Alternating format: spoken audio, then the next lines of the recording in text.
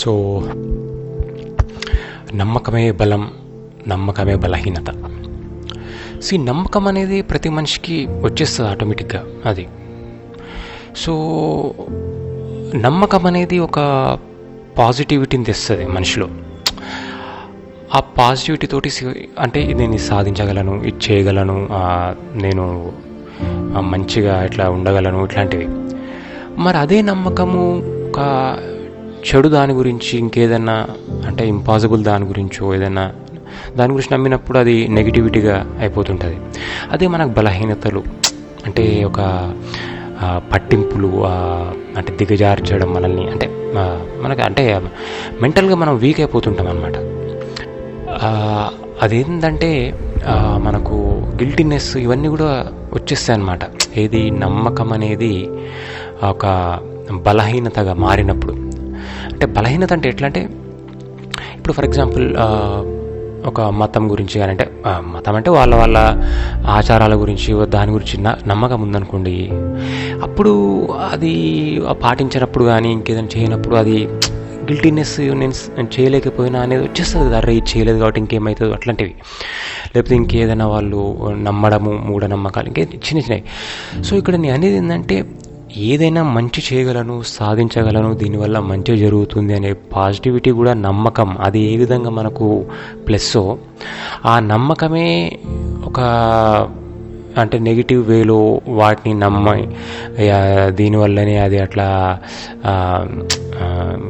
రోడ్ల మీద పోతుంటే మనకు ఉంటాయి కదా ఇవన్నీ, 4 కూడళ్ళ మీద ఏదో మంత్రించి అవి వేస్తుంటారు.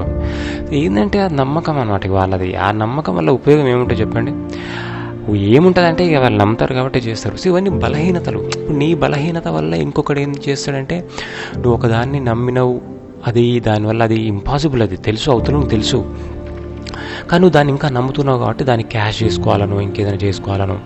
సో వాళ్ళు ఏంటంటే ఇక అదే. సో ఆ నమ్మకం అనేది మనం అంటే మనకు మెంటల్గా వీక్ చేసేది ఏదైతే ఉందో దాని నుండి మనం ఇన్స్టెంట్గా అయితే బయటికి రాలేము, చాలా టైం పడుతుంది. కొంతమందికి తెలియదు కూడా అసలు అది ఏది నిజము, ఏది అబద్ధం అనే సెన్స్ కూడా వాళ్ళకు పనిచేయదు అనమాట. ఒక దాంట్లో పూర్తిగా కూరుకుపోతుంటారు. సో వాళ్ళకి అప్పటికప్పుడు మనము చెప్పి బయటికి కూడా తీసుకురాలేము. సో వేస్ట్ అనమాట. అయితే ఇక్కడ అట్లాంటి వాళ్లకు అది ఆ నమ్మకాలే వాళ్లకు బలహీనత. ఇక్కడ ఏదైతే నేను సాధించగలను, అంతా మంచిగా జరుగుతుంది, ఇట్లాంటివి ఏం లేవు, అంతా మంచిగా జరుగుతుంది, మనం ఏది చేసినా కూడా అంతా పాజిటివిటీగానే ఉంటుంది. ఏదైనా మాకు తెలియనప్పుడు దాని గురించి న్యూట్రల్గా ఉండాలి, అంతేగాని నెగిటివ్లో వెళ్ళిపోవద్దు, అది ఇది అని ఆలోచించే నమ్మకం ఉన్నప్పుడు ఖచ్చితంగా అది బలం. ఏదైనా ఒక సాధించాలన్నా ఏదైనా కూడా అట్లాంటి నమ్మకం ఉండాలి. నిన్ను ఒక మంచి వ్యక్తిగా, అంటే ఒక ధైర్యవంతుడిగా నడిపించాలంటే నమ్మకం ఖచ్చితంగా ఉండాల్సిందే.